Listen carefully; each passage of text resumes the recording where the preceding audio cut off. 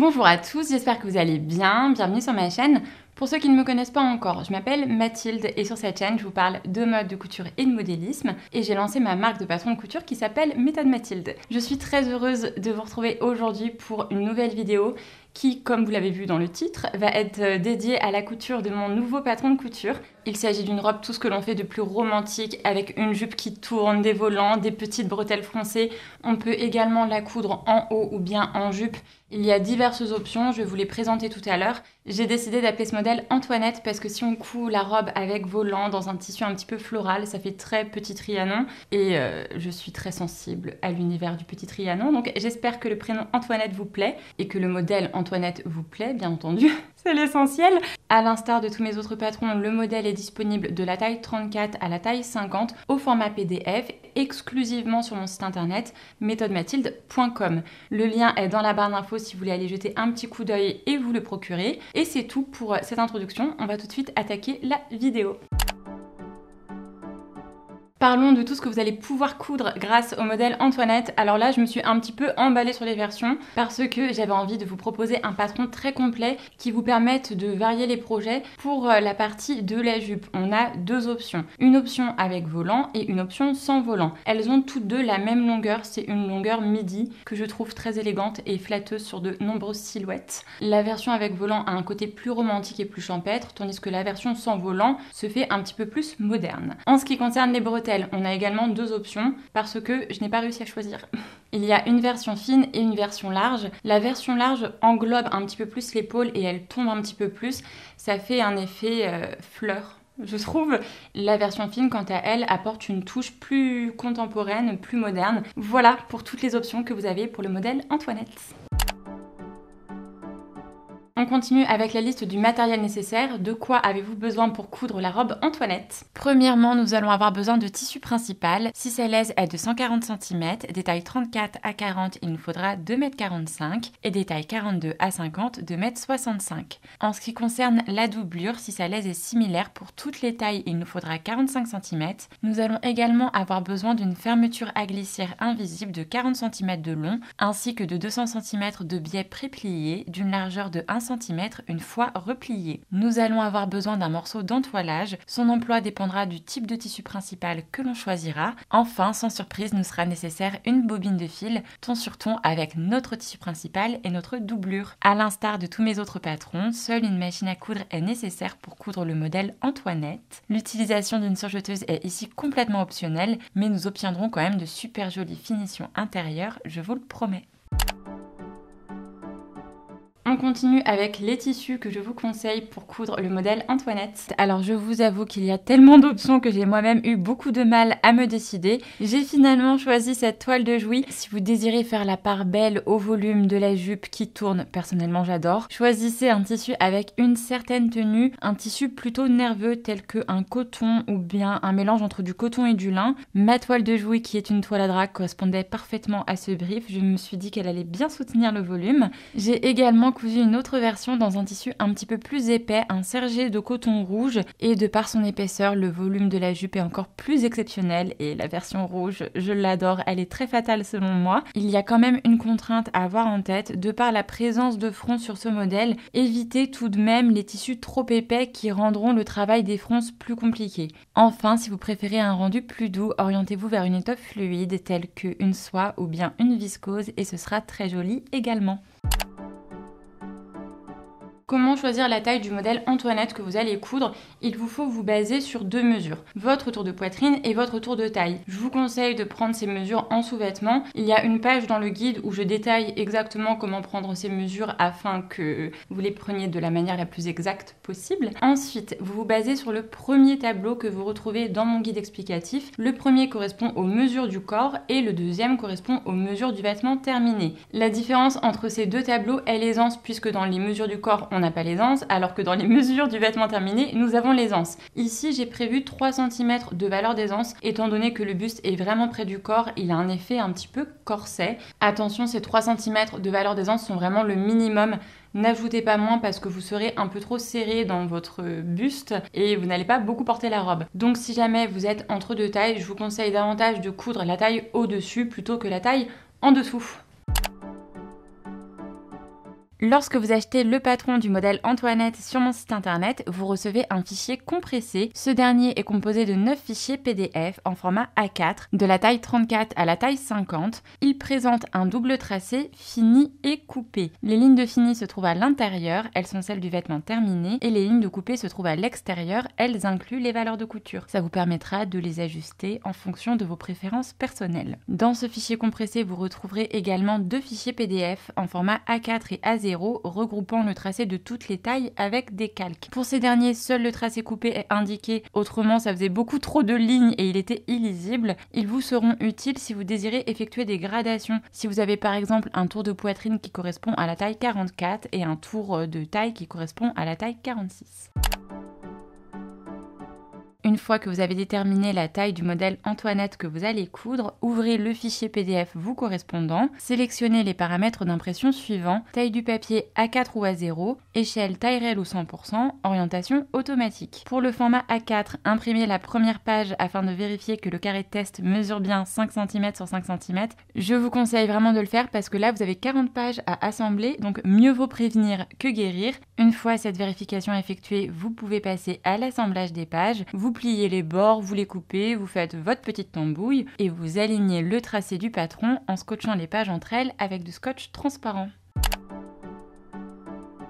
C'est parti pour la liste des morceaux. Je vous préviens tout de suite, il y en a 13. On va dire que ça porte bonheur. Voilà, ce sera peut-être une robe porte-bonheur. On va commencer avec le buste devant. Nous avons le morceau numéro 1, le milieu du buste devant, que l'on doit couper une fois au pli dans le tissu principal et une fois au pli dans la doublure. Le morceau numéro 2, le côté du buste devant, est quant à lui à couper 2 fois dans le tissu principal et 2 fois dans la doublure. Nous passons maintenant au buste dos avec le morceau numéro 3, le milieu du buste dos, qui est à couper 2 fois dans le tissu principal, 2 fois dans la doublure et 2 fois dans l'entoilage. Et c'est exactement la même chose avec le morceau numéro 4, le côté du buste dos. Nous en sommes désormais aux bretelles. Vous avez 2 options de bretelles pour la robe Antoinette. Donc vous choisissez soit le morceau numéro 5, soit le morceau numéro 6. Pour le morceau choisi, il vous faudra le couper 2 fois dans le tissu principal et 2 fois dans la doublure. Nous en sommes désormais à la jupe. On va commencer avec le morceau numéro 7, le milieu de la jupe devant, que l'on doit couper une fois au pli dans le tissu principal. Le morceau numéro 8, le côté de la jupe devant, est quant à lui à couper 2 fois dans le tissu principal. Étant donné que la jupe n'est pas doublée, on ne va couper aucun morceau dans la doublure. Le milieu de la jupe dos, le morceau numéro 9, est à couper 2 fois dans le tissu principal, ainsi que le morceau numéro 10, le côté de la jupe dos. Nous en sommes maintenant à la catégorie des volants. Nous avons le morceau numéro 11, le milieu du volant devant et dos, que l'on doit couper 2 fois au pli dans le tissu principal. Le morceau numéro 12, l'avant-dernier morceau, le côté du volant devant, est à couper 2 fois dans le tissu principal, et c'est la même chose pour le tout dernier morceau, le morceau numéro 13, le côté du volant dos. Avant de couper nos morceaux, on repasse notre tissu principal et notre doublure, on les plie en leur centre dans le sens du droit fil, on place les morceaux du patron sur notre tissu principal puis sur notre doublure en suivant ces plans de coupe-ci. Ainsi, le droit fil est bien respecté partout, ce qui est extrêmement important pour que la robe tombe bien.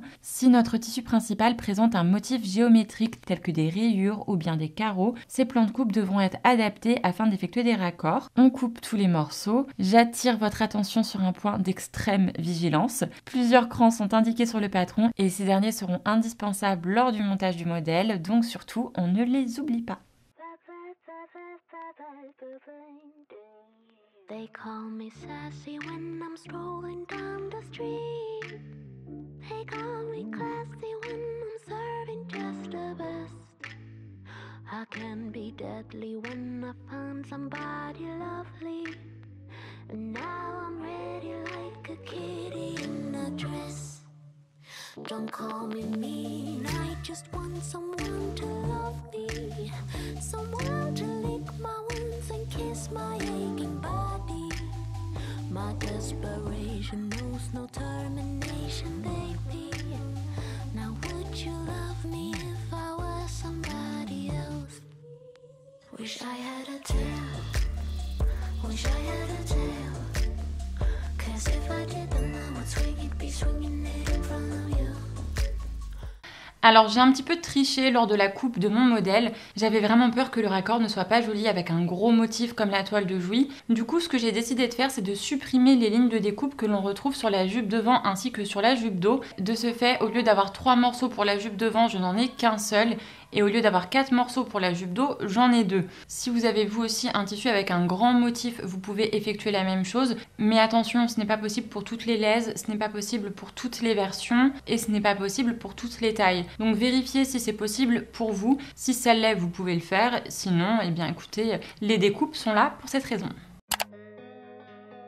C'est parti pour la couture, on va commencer par l'étape numéro 1 qui consiste à assembler les différents morceaux du buste ensemble. Pour le tissu principal, on va assembler les découpes poitrine, cousant ainsi des courbes ensemble. On place les côtés du buste devant endroit contre endroit avec le milieu du buste devant. On les épingle ensemble le long des découpes poitrine en faisant bien se correspondre l'écran indiqué sur le patron. Puis les côtés du buste devant sous les yeux, on les coud à 1 cm du bord. On pique lentement, c'est ce que je vous conseille de faire de manière générale à chaque fois que vous cousez des courbes. Une fois ces coutures réalisées, on fait de petits crans dans les rentrées de couture et on les ouvre au fer à repasser. On répète l'opération avec la doublure. Nous allons maintenant nous occuper du buste dos. Pour le tissu principal, on place les milieux du buste dos endroit contre endroit avec les côtés du buste dos. On les épingle ensemble le long des lignes de découpe en faisant bien se correspondre l'écran indiqué sur le patron. Puis on les coud à 1 cm du bord. On ouvre les coutures au fer à repasser et on répète l'opération avec la doublure.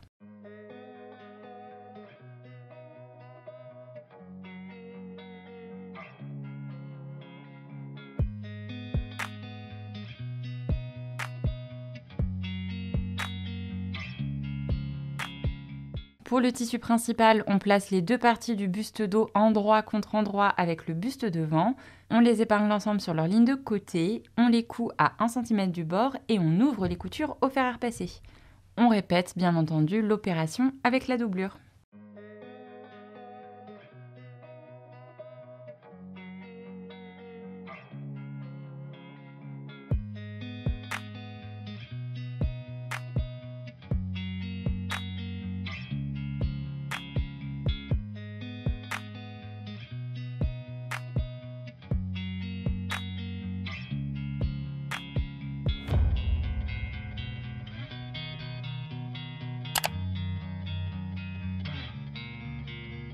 Nous en sommes maintenant à l'étape numéro 2, on va s'occuper des bretelles, on va les coudre ensemble et ensuite on va les coudre au buste devant et au buste dos. On prend les bretelles en tissu principal, on les place endroit contre endroit avec leur doublure, on les épingle ensemble sur toute leur longueur et on les coud à 1 cm du bord. On forme ainsi 2 tubes, on retourne nos bretelles tubes à l'endroit.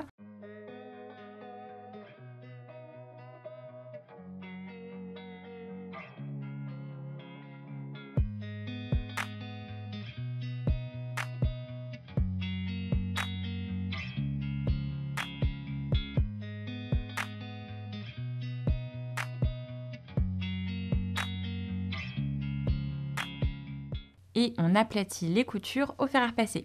Ici, il serait délicat de faire une couture de maintien, ainsi pour être sûr que la doublure ne déborde pas vers l'extérieur des bretelles, on peut tricher un petit peu lors du repassage et décaler légèrement les coutures de jonction vers l'intérieur des bretelles. Par conséquent, on va se retrouver avec un surplus de doublure à l'intérieur des bretelles, mais ensuite on va les froncer et ça ne se verra absolument pas sur l'endroit du vêtement. Pour rappel, les bretelles sont froncées à 2 endroits, à la jonction avec le buste devant et à la jonction avec le buste dos. Sur notre machine à coudre, on règle la longueur de notre point à 3,5 mm et on diminue la tension du fil. Et pour les 2 parties à froncer, on pique endroit sous les yeux, prenant ensemble le tissu principal et la doublure, une première fois à 8 mm du bord et une seconde fois à 5 mm du bord. On ne fait aucun point d'arrêt et on laisse bien les fils dépasser au début et à la fin de nos coutures parce qu'on va tirer dessus pour former les fronces. Puis, afin de former les fronces, on tire doucement sur les fils de canette des 2 coutures, d'un côté puis de l'autre. Je vais vous rappeler le sens des bretelles parce que c'est pas forcément très instinctif. L'extrémité la moins pentue de la bretelle est à coudre avec le buste devant et l'extrémité la plus pentue de la bretelle est à coudre avec le buste dos. On prend les bretelles désormais froncées à leur extrémité, On les place endroit contre endroit avec le buste devant et dos en faisant bien se correspondre ces différents repères. Sur le dos, le début de la bretelle correspond à la découpe du buste et la fin de la bretelle correspond au cran du côté du buste. Sur le devant, le début de la bretelle correspond au premier cran du côté du buste alors que la fin de la bretelle correspond au second cran du côté du buste. On vérifie que les fronces sont bien réparties régulièrement. On coud les 4 extrémités des bretelles au buste à 8 mm du bord. Je vous conseille de piquer sous les yeux. Je vous conseille de piquer les fronces sous les yeux. Comme ça, vous pouvez les réajuster au fur et à mesure que vous piquez et vous n'avez pas le risque d'attraper un petit bout de fronce que vous ne devriez pas attraper dans votre couture. Je pense que vous voyez ce que je veux dire. Comme vous pouvez le voir, il y a 1 cm d'écart entre le début de ma bretelle et l'angle supérieur du buste devant. Cela est complètement normal. On n'a pas encore assemblé le buste en tissu principal avec sa doublure et ce centimètre d'écart correspond au centimètre de valeur de couture. Surtout ne cousez pas les bretelles tout en haut de l'angle parce qu'ensuite vous serez bloqué lors de l'assemblage du buste en tissu principal avec sa doublure. Nous en sommes à l'étape numéro 3, on va s'occuper d'assembler le tissu principal du buste avec la doublure du buste. On place le tissu principal et la doublure endroit contre endroit sur les encolures devant et dos. On les épingle ensemble prenant les bretelles également. Pour l'occasion, on les rabat vers le bas du buste et on les coud à 1 cm du bord. On crante afin de libérer les courbes et on dégarnit également les angles du buste devant en coupant au plus près des coutures tout en faisant très attention à ne pas couper les coutures. Et en ce qui concerne le dégarnissage des angles du buste devant, il a une forme un peu particulière et c'est cette forme que je vous conseille de suivre. Elle permet aux rentrées de couture, une fois rentrées à l'intérieur des coutures, de mieux épouser les courbes du décolleté ainsi que la forme de l'angle du buste devant. Une fois cela fait, on effectue une couture de maintien, c'est-à-dire qu'à quelques millimètres de la couture initiale, endroit sous les yeux, on sous-pique en prenant ensemble la doublure et les rentrées de couture que l'on a rabattues en dessous.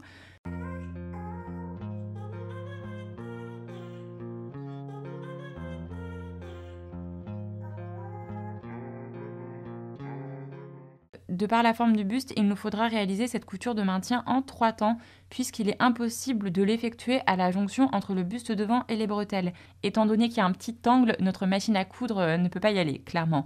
Donc, une fois cela fait, on retourne le buste à l'endroit et on aplatit les coutures au fer à passer. Peut-être que vous vous demandez à quoi sert une couture de maintien. Alors si vous avez regardé mes autres vidéos, vous le savez déjà, mais peut-être que vous n'avez pas regardé mes autres vidéos ou alors que vous êtes tout nouveau sur cette chaîne. Il n'y a aucun mal à ça. Si vous êtes tout nouveau, bienvenue. N'oubliez pas de vous abonner. On en revient à la couture de maintien. La couture de maintien permet de bien maintenir la doublure à l'intérieur du vêtement et on ne va pas la voir se faire la malle parce que ce n'est pas très élégant. Enfin, pour la doublure, on effectue un repli de 1 cm vers l'envers et on marque celui-ci au fer à passer le long de la ligne de taille des bustes devant et dos.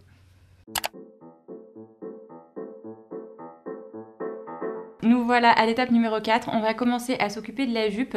On va assembler les différents morceaux de la jupe ensemble et on va ensuite réaliser les fronces. Comme je vous l'ai dit tout à l'heure, j'ai supprimé les lignes de découpe de ma jupe, ainsi je n'ai que 3 morceaux à assembler au lieu de 5. Mais dans ce tutoriel, je vais vous expliquer comment assembler les 5 morceaux parce que mon cas fait figure d'exception. On commence par surfiler les lignes verticales de tous les morceaux de la jupe, c'est-à-dire que l'on surfile les lignes verticales des parties supérieures de la jupe et du volant de la jupe. On peut le faire grâce à notre surjeteuse si on en a une. Si on n'en a pas, vous connaissez peut-être mon avis sur la surjeteuse, c'est loin d'être la fin du monde. Le point zigzag de notre machine à coudre fera très bien l'affaire. Sur ces mêmes lignes, on effectue un repli de 5 mm vers l'envers avec notre machine à coudre en piquant au plus près du bord de la pliure. On place les côtés devant de la jupe endroit contre endroit avec le milieu devant de la jupe. On les épingle ensemble le long de leur ligne de découpe en faisant bien se correspondre l'écran indiqué sur le patron et on les coud à 1 cm du bord. Cette étape, je ne la fais pas. On place les côtés dos de la jupe endroit contre endroit avec les côtés devant de la jupe.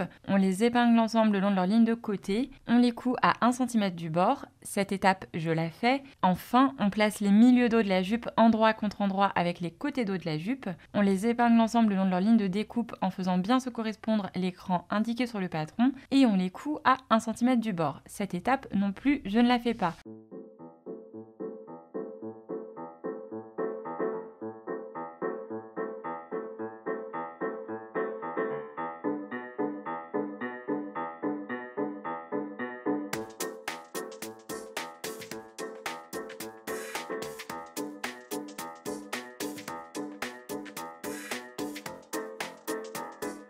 et on obtient ainsi de très jolies finitions intérieures, et ce, sans surjeteuse. Une fois cela fait, avec la partie supérieure de la jupe, on répète l'opération avec les volants. On obtient ainsi des volants de forme hexagonale, circulaire plutôt. On obtient ainsi un immense cercle de volants. Nous allons passer à la réalisation des fronces. L'entièreté du haut de la jupe est froncée. Néanmoins, étant donné sa circonférence, il est préférable de le froncer en plusieurs temps. Je vous conseille de le froncer en 3 temps parce que si vous tentez de froncer en une seule fois et que vous cassez un de vos fils de fronce, vous allez être colère. Sur notre machine à coudre, on règle la longueur de notre point à 3,5 mm et on diminue la tension du fil. On pique endroit sous les yeux, une première fois à 8 mm du bord et une seconde fois à 5 mm du bord. On ne fait aucun point d'arrêt et on laisse bien les fils dépasser au début et à la fin de nos coutures. Puis, afin de former les fronces, on tire doucement sur les fils de canette des 2 coutures, d'un côté puis de l'autre. Question technique, pourquoi doit-on piquer 2 fois? Piquer 2 fois nous permet d'obtenir des fronces plus uniformes. On nous conseille même parfois de piquer 3 fois. Je trouve que 2 fois c'est déjà bien assez et les fronces sont assez uniformes de la sorte. Mais si vous avez envie, piquez 3 fois. Et pourquoi tire-t-on sur les fils de canette? Il est plus facile de tirer sur les fils de canette que sur ceux de la bobine, puisque les fils de canette restent en dessous de la couture, alors que les fils de bobine font des allers et retours entre le dessus de la couture et le dessous de la couture. C'est pour cela que je vous conseille de tirer sur les fils de canette.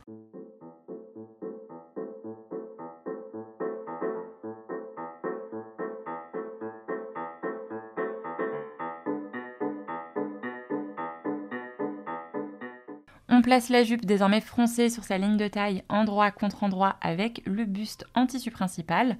On les épingle ensemble en faisant bien se correspondre ces différents repères. Les découpes jupe-dos correspondent aux découpes du buste dos. Les jonctions devant-dos de la jupe correspondent aux jonctions devant-dos du buste. Et les découpes jupe-devant correspondent aux découpes du buste devant. On l'a compris, je n'ai pas de découpe, mais ce que j'ai fait lorsque j'ai coupé les morceaux de la jupe, c'est que j'ai réalisé de petits crans à l'emplacement initial des découpes et ça me permet de quand même répartir le volume de la jupe en adéquation avec ce que j'ai imaginé lorsque j'ai mis au point ce patron de couture. On vérifie que les fronces sont bien réparties régulièrement. On coud ces 2 parties ensemble à 1 cm du bord. Il est préférable de piquer les fronces sous les yeux, toujours, comme ça on peut les réajuster au fur et à mesure et ça nous évite également de faire des petites bêtises. On aplatit la couture au fer à repasser en rabattant les rentrées vers le buste et on fait attention à ne pas passer sur les fronces avec notre fer parce qu'elles risqueraient de perdre de leur gonflant et cela sera beaucoup moins joli.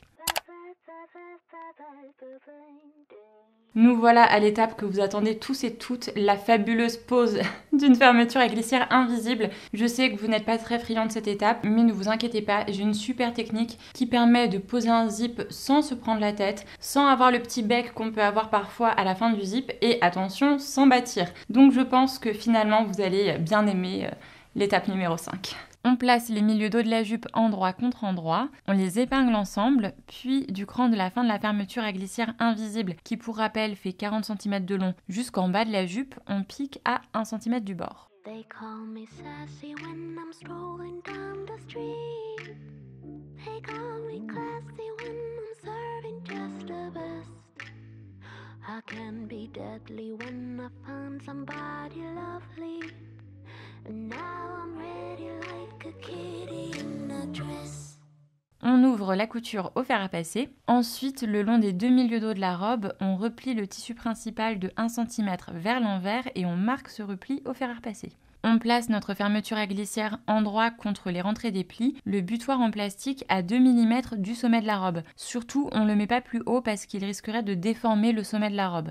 On les épingle ensemble des 2 côtés en faisant bien attention à ce que soit bien aligné de part et d'autre de la fermeture, le sommet de la robe et la jonction entre le buste et la jupe. On ouvre la fermeture. Alors la mienne était déjà ouverte, mais normalement on est supposé faire l'étape précédente, la fermeture fermée. Donc vous ouvrez votre fermeture, endroit de la robe sous les yeux, on assemble le premier ruban de la fermeture et le premier milieu dos en piquant avec notre pied presseur habituel à 5 mm du bord. On commence au sommet de la robe et on s'arrête à la toute fin du ruban, Une fois cela fait avec le premier ruban, on répète l'opération avec le second ruban. Cette étape est vraiment géniale parce qu'elle va nous permettre de vérifier que les lignes devant être alignées le sont bien et ce sans avoir à bâtir. Personnellement, je ne suis pas fan du fait de bâtir. Coudre des points à la main ne me dérange pas, mais s'il reste, vous voyez ce que je veux dire? Une fois cette vérification effectuée, on change notre pied presseur habituel pour un pied spécial zip invisible. Ce dernier va nous permettre de piquer au plus près des dents de la fermeture et il rendra ainsi le ruban de cette dernière très peu visible sur l'endroit du vêtement. Ce que l'on préfère. La fermeture toujours ouverte, endroit de la robe sous les yeux, on coud une deuxième fois le premier ruban de la fermeture avec le premier milieu dos, cette fois-ci au plus près des dents de la fermeture, on l'aura compris. On commence à piquer au sommet de la robe et on tente d'aller le plus loin possible, mais on sera arrêté par le curseur de la fermeture. On répète l'opération avec le second milieu dos et on arrête de coudre exactement au même niveau que sur le premier ruban. Pour nous aider, on peut faire un petit cran avant de piquer. Pour définition intérieure au top, on peut ganser le ruban de la fermeture à glissière invisible. Alors cette étape est optionnelle, vous la faites si vous avez envie. Si vous désirez ganser le ruban de la fermeture, ce que vous faites, c'est que vous vous munissez du billet préplié, vous l'ouvrez, 1 cm au-dessus de la ligne de taille, vous y glissez le premier ruban de la fermeture, vous le refermez et vous piquez. Lorsque vous arrivez à la fin du ruban, vous repliez le billet et vous piquez sur le pli. Voilà. Une fois cela fait avec le premier ruban, on répète l'opération avec le second. I can be deadly when I find somebody lovely. And now I'm ready like a kitty in a dress. Don't call me mean, I just want someone to love me. Someone to lick my wounds and kiss my aching body. My desperation knows no termination, baby. Nous voilà à l'étape numéro 6, on va s'occuper de coudre la doublure du buste au ruban de la fermeture à glissière invisible. On positionne les doublures du buste dos endroit contre endroit avec leurs tissus principaux.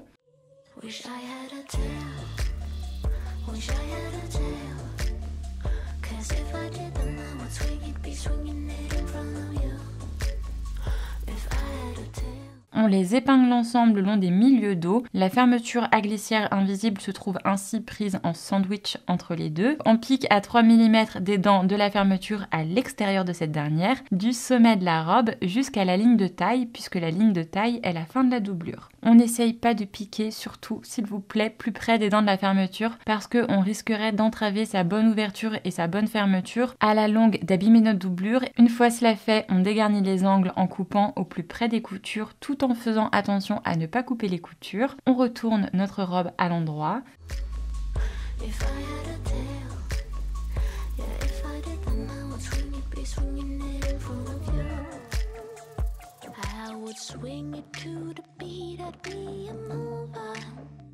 Puis on fixe la doublure à la main sur la ligne de taille.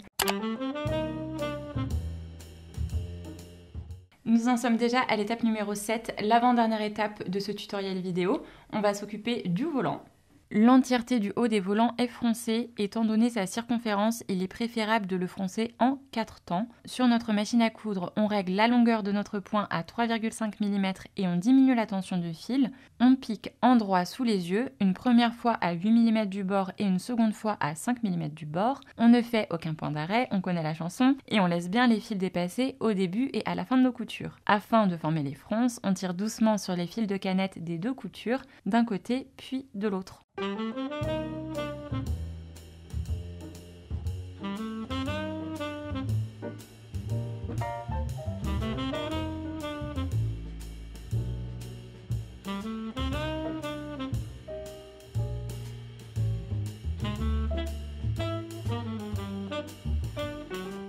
Voilà ce à quoi ressemble notre immense volant une fois froncé. Alors, si on veut du volume, il faut du tissu. Donc, il est vrai que le volant est assez généreux, si je puis dire.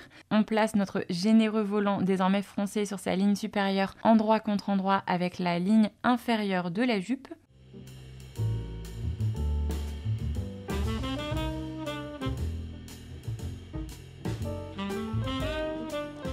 On les épingle ensemble en faisant bien se correspondre ces différents repères. Le milieu dos des volants, qui pour rappel a été coupé au pli, correspond à la couture milieu dos de la jupe. Les découpes volant dos correspondent aux découpes jupe dos. Les jonctions devant dos des volants correspondent aux jonctions devant dos de la jupe. Les découpes volant devant correspondent aux découpes jupe devant. Et le milieu devant des volants correspond au milieu devant de la jupe. Voilà, on fait correspondre tout ce petit beau monde. On vérifie que les fronces sont bien réparties régulièrement.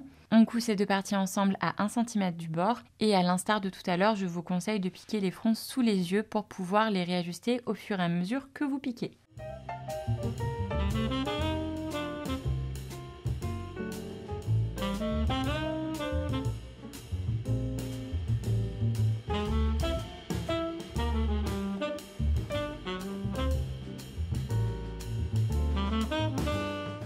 Pour des finitions intérieures au top, on peut ganser cette couture. Avant de la ganser, on rogne un petit peu dans les rentrées de couture. Autrement, on risque d'avoir trop de monde à l'intérieur de notre biais. On se remunit de notre biais préplié. On l'ouvre, on y glisse les rentrées de couture, on le referme et on pique. Voilà.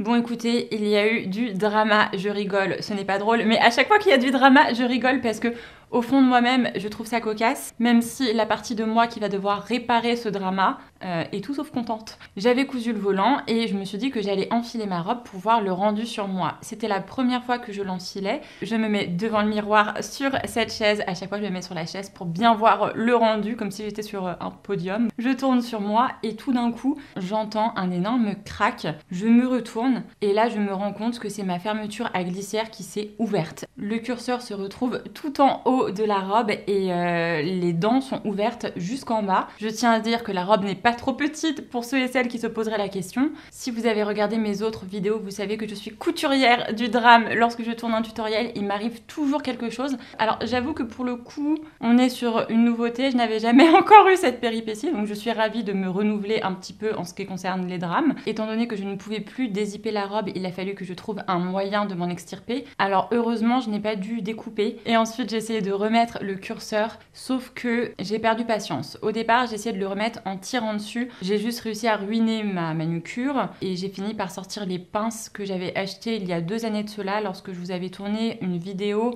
cadeau de Noël do it yourself. J'avais créé des bijoux, donc ce sont des pinces à bijoux. Avec ces pinces, ce que j'ai surtout réussi à faire, c'est pas de replacer le curseur tout en bas, c'est de le casser. Voilà. Je pense que je me suis un petit peu énervée dessus. Mais bon, c'est pas très grave, c'est pas la fin du monde, ça se rattrape. Si on veut voir les choses d'un point de vue positif, j'ai eu beaucoup de chance que ça m'arrive à la maison, plutôt que dans la rue, en allant filmer les vues finales du tutoriel. Je n'ose même pas imaginer la scène, moi avec mon petit sac, mes petites sandales et la robe qui craque, qui me retrouve en culotte dans la rue. Nous en sommes maintenant à la dernière étape de ce tutoriel vidéo, l'étape numéro 8. Sans surprise, je pense que vous l'avez deviné, on va faire les ourlets et après je vous montre le résultat final. Tout le long du bas des volants, on effectue un repli de 1 cm vers l'envers avec notre machine à coudre en piquant au bord du pli. Une fois cette première couture faite, on réalise un nouveau repli vers l'envers, cette fois-ci de 4 cm et on marque ce dernier au fer à repasser. De par la coupe évasée des volants, il se peut que l'on ait de petits plis sur l'envers de l'ourlet. Cela n'est pas grave du tout et ça ne se verra absolument pas sur l'endroit du vêtement. Ce qu'il faut faire, c'est bien penser à les espacer de manière uniforme. Une fois que l'on a espacé nos petits plis de manière uniforme, envers de la robe sous les yeux, on pique ce nouveau repli dans le sillon de notre première couture. Je suis trop contente, ma robe Antoinette est terminée, j'ai tout décousu, j'ai tout recousu, je vous ai passé tous les moments où je grognais, et voilà, donc je vais vous montrer le résultat porté tout de suite, je l'aime trop.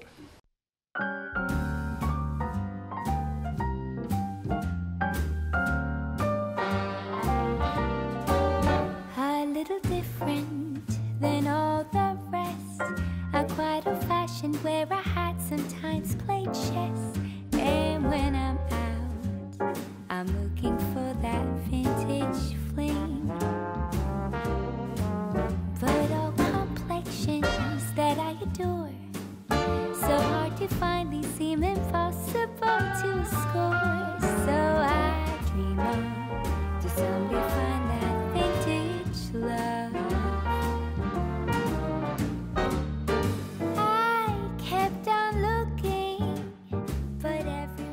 Merci beaucoup d'avoir regardé cette vidéo jusqu'au bout. J'espère qu'elle vous a plu et j'espère que le modèle Antoinette vous a plu. J'ai hâte de voir vos jolies versions de la robe Antoinette. Je vous posterai des photos de la version rouge que je me suis cousue en fin de semaine sur Instagram. J'ai trop hâte de vous la montrer. D'ailleurs, si vous ne me suivez pas encore sur Instagram, sachez que c'est là-bas que vous avez les news en avant-première et de mes nouvelles tous les jours que je vous montre. Je suis en train de me coudre une version en tulle. Bon, cette conclusion n'est tout sauf une conclusion, c'est un récapitulatif de tout ce que je vais faire. Regardez, donc ça c'est le buste. Attendez. Bon, la version en tulle, j'ai pas terminé. Hein. J'ai fait des coutures anglaises du coup parce que c'était pas possible de faire les finitions que je vous ai montrées dans la vidéo. Je vous montre.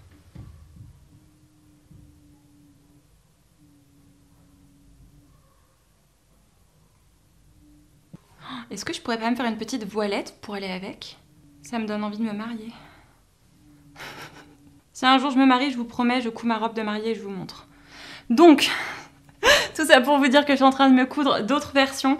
J'ai vraiment très envie de voir les vôtres. Les versions des testeuses étaient toutes plus belles les unes que les autres. Vous pouvez les retrouver sur Instagram. J'étais impressionnée par ce qu'elles ont fait. D'ailleurs, les testeuses ont été exceptionnelles. Elles m'ont énormément aidée. Ça a été trop chouette d'échanger avec elles. Et grâce au test, je me fais des copines. Parce qu'il y a plusieurs filles qui ont été testeuses pour moi, avec qui j'ai super bien accroché et avec qui je suis par la suite devenue copine de couture. Je tenais à vous remercier. Dans ma dernière vidéo, je vous ai dit que si vous n'aviez pas forcément le temps de me laisser un petit commentaire, vous pouviez juste me mettre un cœur ou un smiley parce que ça aidait grandement le référencement. Vous avez été super nombreux à le faire et ça m'a fait extrêmement plaisir, ça m'a rendue super heureuse, donc n'hésitez pas à le faire de nouveau. Si vous avez un peu de temps, j'aimerais beaucoup savoir ce que vous avez pensé du modèle Antoinette, et si vous n'avez pas de temps, un petit cœur, ça me fait toujours très plaisir. N'hésitez pas également à vous abonner parce que ça aussi, c'est très important.